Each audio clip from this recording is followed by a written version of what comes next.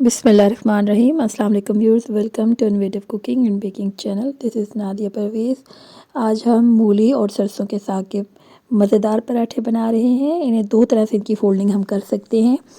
एक आप इस तरह से सिंपल फिलिंग करके और हाथ के साथ आप इसे फैलाएं तो इट्स बेस्ट।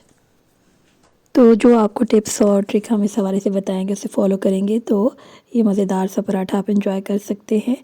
तो बीच में हमने घी डाला, थोड़ा सा हमने जिसे हम खुश्का कहते हैं, आटा या मैदा, जो भी आप डो के लिए इस्तेमाल करेंगे वो आप ऐड करें और हाथ से फैलाते जाएं तो it's very convenient. Rolling pin अगर आपने इस्तेमाल करनी भी है तो बहुत लाइट हैंड्स के साथ, तो इस तरह से आप इसे बस उठाइए और दोनों तरफ से हल्का हल्का इसको प्रेस कर लें। नॉन स्टिक तवा हो तो बहुत ही इजी रहता है न्यू लर्नर्स के लिए। तो बस आप उसके थोड़ा सा ग्रीस करें ऑयल या घी के साथ। पराठे अगर घी में बनाए जाएं तो ज़्यादा टेस्टी होते हैं।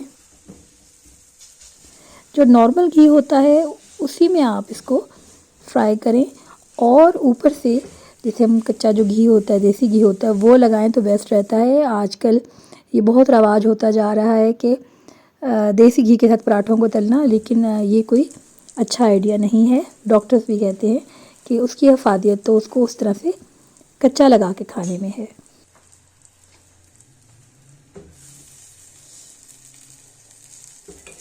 नॉन स्टिक तवा के साथ जो इसको नॉन स्टिक मटेरियल को अच्छे तरीके से हैंडल करता है वो स्पैचुला है, और अगर वुडन आप जिसे चिमटा कहते हैं वो लें तो बेस्ट है। साइड्स को थोड़ा सा सॉफ्टली टच कर दें और घी दोनों तरफ लगाएं।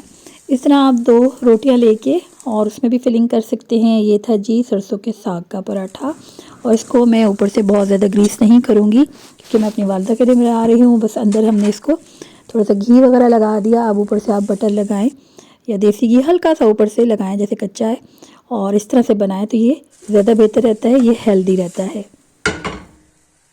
नेक्स्ट हम मूली के पराठे की फिलिंग करेंगे डबल रोटी में, यानी कि दो तरह की रोटी लेंगे और थोड़ा उसको बारीक और छोटा पेड़ा लेते हैं और इस तरह से आप दोनों तरफ से इसको ग्रीस करेंगे और जैसे हमने पहले फ्राइंग की है उस तरह से इसकी भी फ्राइंग करते जाएंगे। और ये हम घी लगा रहे हैं इस अंदाज से, एक तरफ से पक जाए फिर दूसरी तरफ से आप इसको पलट देंगे। उम्मीद है पराठे बनाने के हवाले से आपको ये वीडियो अच्छी लगी होगी और ज़रूर आपको कुछ ना कुछ टिप्स मिली होंगी और आप इसे फॉलो करेंगे तो मज़ेदार फिलिंग वाले पराठे बनाएंगे। चाहे आप आलू की फिलिंग करें, चाहे आप साग की करें, चाहे आप मूली की करें, शलजम की करें, जो भी आपकी फेवरेट सब्ज़ी आप वो कर सकते हैं। नेक्स्ट हम आपके साथ शेयर करेंगे, जैसे हमने आपसे वादा किया था कि हमने जो ये एक स्पेशल टेबल बनवाया है तो उसकी मुकम्मल सेटिंग और लुक दिखाएंगे।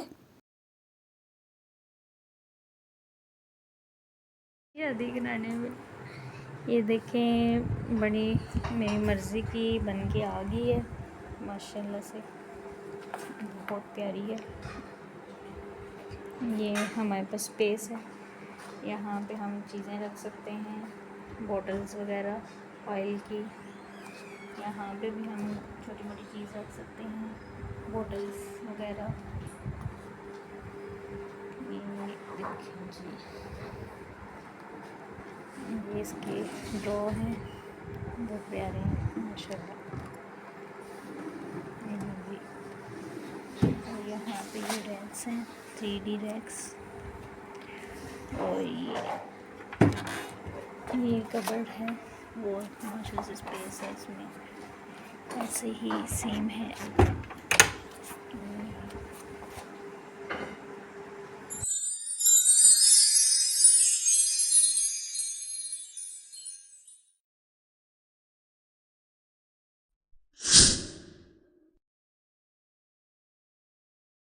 तो कबर्ड का कुछ इंट्रोडक्शन मरियम की ज़ुबानी और कुछ हम आपको बताते हैं।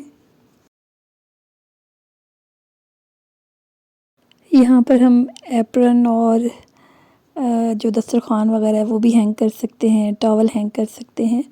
और बैक साइड पे इसकी जो है यहाँ पे एक जो गत्ते वाली शीट है वो लगी हुई है, और यहाँ पे जैसे कि मरियम ने आपको बताया ऑयल्स की बोतल हम रख सकते हैं। और स्पेशली नीचे मरियम ने डिज़ाइन दिया था पानी की बोतल के हवाले से, तो वहाँ पे हम वो वाटर बॉटल्स रख लेते हैं। Thank you Maryam.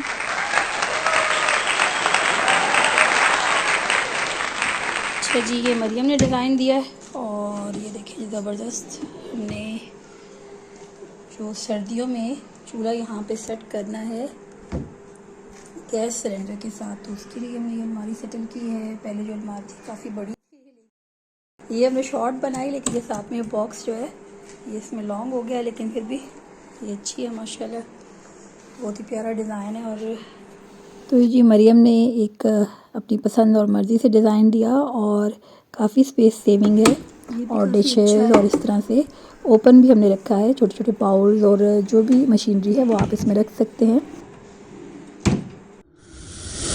बस आप जब ऑर्डर दें तो हर चीज़ को जहन में रखें कि मैंने क्या क्या बनवाना है, कौन सी चीज़ रखनी है। अब जैसे हमने हैंडल्स, इसके साथ हमने किस्ट्री स्टैंड लिया था, वो रेडीमेड था, और हमारे जहन में वही हैंडल थे कि ऐसा ही बनेगा, और क्योंकि कलर भी हमने वही दिया था, हम कहते हैं ये सेम इस तरह की चीज़ें बाकी आपने रखनी है।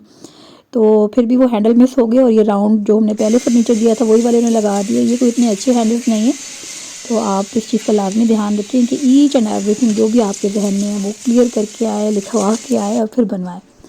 तो यहाँ पे जी ये हम पहले वाली जो हमारी अलमारी थी उसे साफ़ कर रहे हैं, इसको हमने बाहर शिफ्ट कर दिया। और यहाँ पे हमने ये रखे हुए थे, हमारे पहले से एक ओवन था, और अब्बू ने उसमें से ये स्पेयर कर लिए थे। और ये नॉर्मल शीशा नहीं है, ये ओवन का शीशा है जो ब्रेक नहीं होता, जो आपने थोड़ी देर पहले देखा हमने वॉश किए हैं। तो वो अब हम उसके ऊपर शिफ्ट करेंगे और उसको ड्राई कर लेंगे। अब इन मिरर्स को हम ड्राई कर रहे हैं। अब ये जो है ज़ाहिर सी बात है हीट प्रूफ है, तो इसलिए हम इसको रख रहे हैं, उसके नीचे रखेंगे। और यहाँ पे अब हमने इसको यहाँ पे सेटल कर रहे हैं। ये देखिए इस अलमारी के ऊपर। इस अलमारी में एक चीज़ हमने छोड़ दी, जो पहले हमारे पास कबर्ड थी, फ्रंट को छोड़ के तीनों साइड पे 1-1, 2-2 इंच के हिसाब से थोड़े से ऐसे शेड था, ऊंची थी अलमारी, तो इसलिए स्लिप नहीं होते थे। और अभी भी हमने इसको यूज़ किया है, और अल्हम्दुलिल्लाह भी ये स्टेबल हैं, लेकिन थोड़ा सा हिल जाता है अपनी जगह से। और ये वो चूल्हा है, यानी कि 2 साइड का, जो स्पेशली हमने इस हवाले से सेटल करवाया था कि ये इस गैस पे चल जाए, जो कि सिलेंडर वाली होती है। तो फिर इसे हमने पैक करके रख दिया। जब वो हमने कबर्ड बाहर निकाली चंद माह के लिए, बीच में गर्मियों में इतनी ज़रूरत नहीं होती थी, गैस वाली लोड शेडिंग नहीं होती थी, लेकिन जब हमने इसे निकाला तो ये जी एक इसका पुर्जा नीचे से टूटा हुआ है। अब या तो इसे हम रिपेयर करवाएंगे, और दूसरा आइडिया ये कि एक न्यू हम ले लेते हैं। लेकिन एट दैट टाइम बीइंग तो हमने ये सोचा है कि जो मेरे पास पहले से बर्नर है, जो मैं ऊपर वाले किचन के लिए यूज़ करती हूँ, वो हम यहाँ पे रख लेते हैं, क्योंकि अभी अल्हम्दुलिल्लाह इतना ज़्यादा लोड शेडिंग स्टार्ट नहीं हुई है, और एट दैट टाइम जो हमने बनाना होता है वो हम बना लेते हैं, तो इसलिए अभी हमें ये इनफ है। तो देखते हैं कि क्योंकि इसलिए अभी इसलिए मैं उसको नहीं कह रही कि यहाँ पे स्पेस है काफ़ी, यहाँ पे आप काम भी कर सकते हैं, और ये बहुत ज़्यादा कंजेस्टेड नहीं हो जाता। काफ़ी अच्छा है, और अल्हम्दुलिल्लाह जिस तरह से स्पेस नहीं घेरी हुई, लेकिन इसमें चीज़ें काफ़ी अच्छे से एडजस्ट हो गई हैं। तो शुक्रिया मरियम। ब्यूटी विद ईज़, ये वही वाली बात है कि इसका लॉग भी थोड़ा स्ट्रिक्ट है, और लेकिन अब हम इसको शुक्र ही अदा करते हैं। पहले तो हमें मसला हो रहा था, क्योंकि हमज़ा जो है ना हमारा भांजा, इसको आके खोलने की कोशिश करता है, तो शुक्र है उससे अब ये नहीं खुलता।